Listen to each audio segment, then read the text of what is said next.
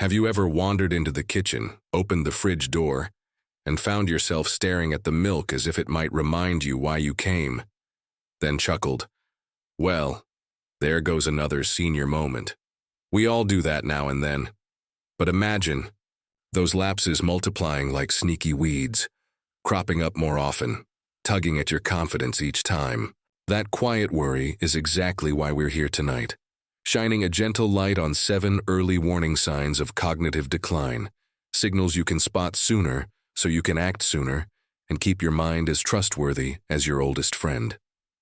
By the end of our chat, you'll know how to catch the subtlest mental hiccups before they become hurdles, plus a few simple moves you can start the moment this video ends. While we journey together, please tap subscribe and ring the little bell. Think of it as pinning a reminder where you can't miss it. Your support keeps this cozy corner of wisdom alive, and every like, share, or comment is a warm handshake to someone who might be feeling the very fears we're about to calm. Thank you for being part of this circle. Now, let's slip into the first sign.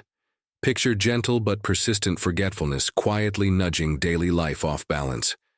It isn't about misplacing your glasses. That's ordinary. It's when you forget the glasses exist at all. Maybe you promised to phone your grandson after lunch and the thought simply evaporated until he called you days later. The key here is pattern, not perfection. A little test I like is the 3-thing echo. Choose 3 random objects around. You, a pen, a mug, a cushion. Say them aloud, look away, breathe. Then repeat them after 1 minute, 5 minutes, and again after you've made a cup of tea. If the list keeps slipping before the kettle boils, your brain is asking for a tune-up, a quick lift. Anchor each object to a vivid picture. The pen becomes a bright blue bird, the mug a roaring ocean wave, the cushion a marshmallow cloud. Turning words into images strengthens the mental thread, and with practice you'll notice fewer of those unnerving blanks. Flowing closely behind is the second sign, searching for everyday words right in the middle of a sentence, as though your vocabulary has darted behind the sofa cushions. You spot your neighbor waving, yet his name sits stubbornly on the tip of your tongue. When word fishing becomes frequent and leaves you dodging conversation to avoid embarrassment, it's another whisper from a tiring mind. Here's a playful remedy I adore, the story snap.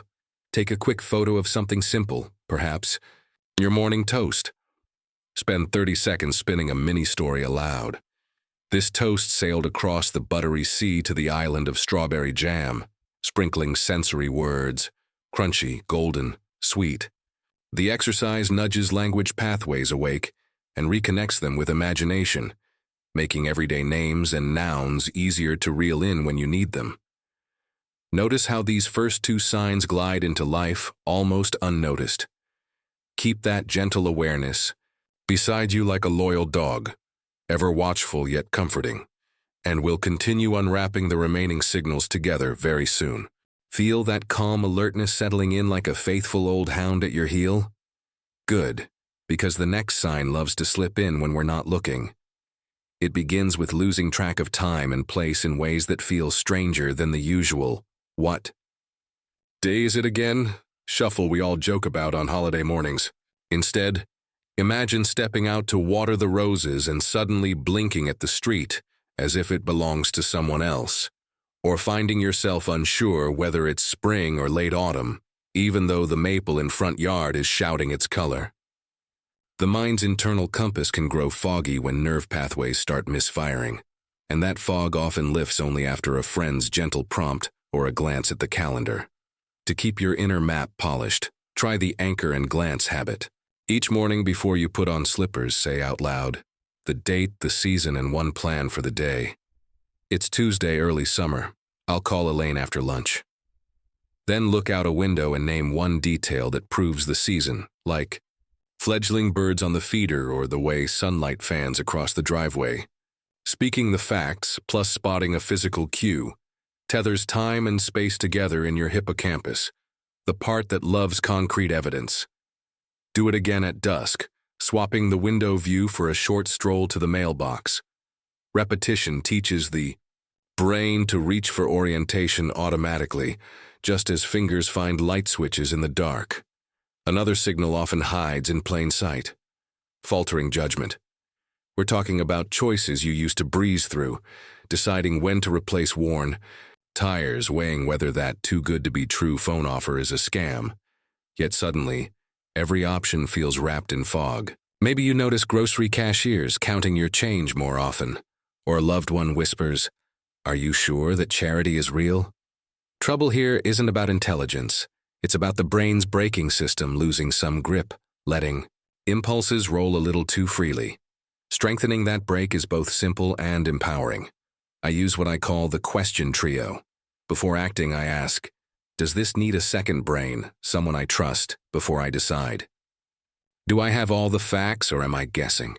Can this wait until tomorrow after a night's rest?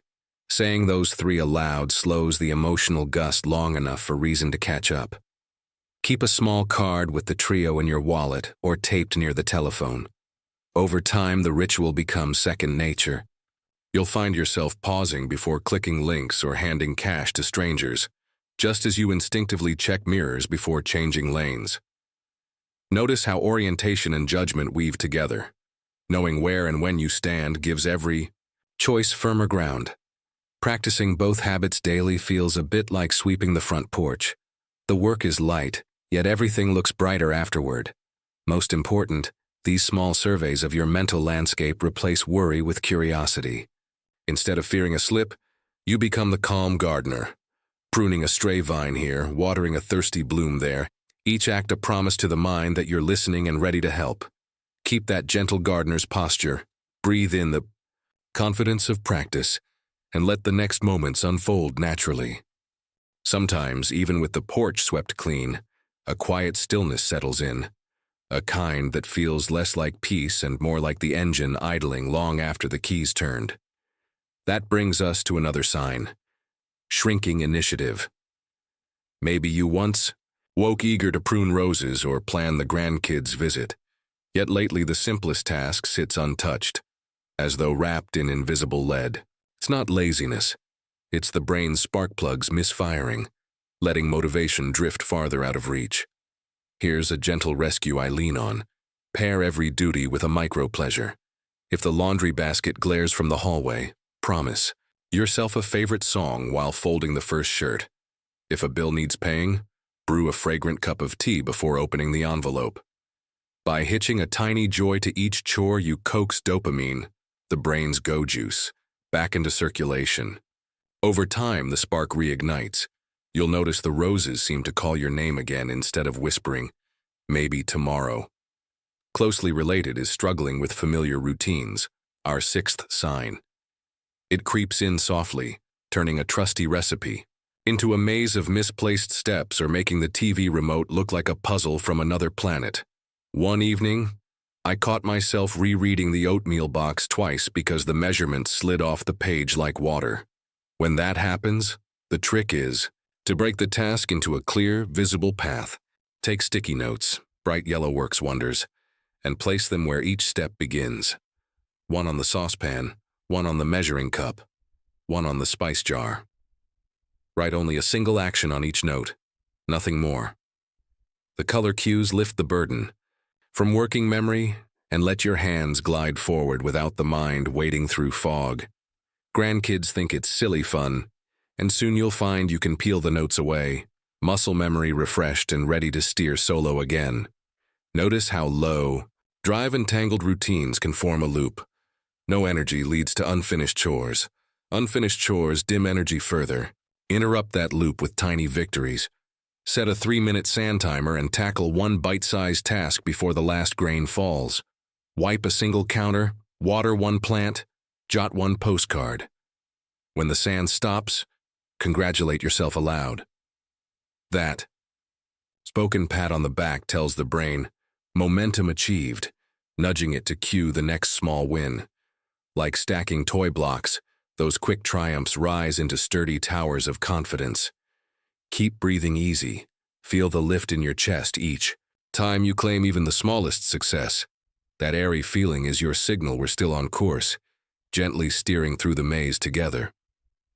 And here, just as daylight softens into evening, another sign may tiptoe in, the way moods start swinging wider than they used to, or a gentle personality suddenly feels wrapped in prickly thorns. Perhaps you notice impatience sparking at the smallest delays, or a once chatty coffee date sounds exhausting instead of exciting. Friends might whisper that you seem a little withdrawn, or family tiptoes around topics that never used to ruffle feathers. When the brain's chemistry changes, emotions can hitch unpredictable rides, and that unpredictability is often the very first hint loved ones detect. One simple compass to steady those feelings is what I call the 3-note check-in. Morning. Midday and night, pause long enough to write just 3 words that capture your mood. Maybe light, tight, curious, or cloudy. No paragraphs, no judgment, only a snapshot. After a week, glance back. Do certain words cluster like storm clouds around particular times or tasks? Noticing patterns hands you the steering wheel. You can schedule uplifting calls, fresh air walks, or quiet prayer before the dips hit full force. If darkness sprawls across many days, share the notes with a trusted doctor or counselor. There's powerful courage in saying, "I see a pattern, and I'd like help brightening it." Another gentle remedy lives in your senses. Keep a small joy basket within arm's reach, maybe a lavender sachet, a smooth pebble warmed by the sun, a favorite music track cued on the radio. When irritability pricks or apathy drapes itself over your shoulders, choose one item, close your eyes, and focus on its color, texture, or sound until a full breath cycles through. Sensory grounding whispers to the amygdala, that emotional watchdog. In the brain, all is well enough right now, giving logic space to slip back in. Over time, your family will notice fewer sharp edges, more of the calm steadiness that feels like you.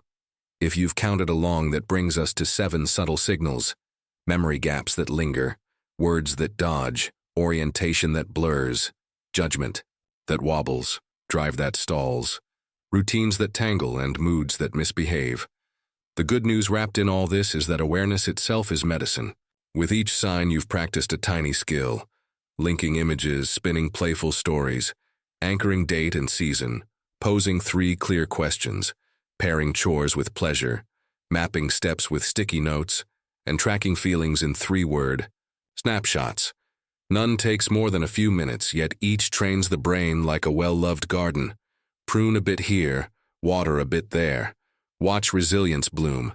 So if any of these moments ring a quiet bell inside you, remember you're not alone. And you're certainly not powerless. Talk with a healthcare professional you trust.